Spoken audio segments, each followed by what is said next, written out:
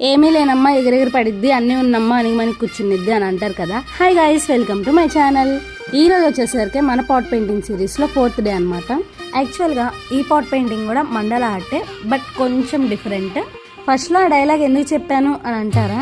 ఏం లేదు, ఈ పచ్చరంగు చూడంగానే ఎందుకో ఆ డైలాగ్ గుర్తొచ్చింది, అందుకే వేసేసాను. ఇప్పుడు దాకా మనం చేసిన ఈ పాట్ పెయింటింగ్ సిరీస్లో మీకు ఏ పాట్ పెయింటింగ్ బాగా నచ్చిందో కామెంట్ చేయండి.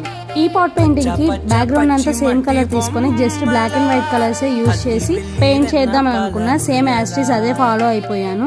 అస్సలు పాట్ పెయింటింగ్ అని అస్సలు పెయింటింగ్ రాని వాళ్ళు కూడా ఈ పాట్ పెయింటింగ్ అయితే ఈజీగా వేసుకోవచ్చు.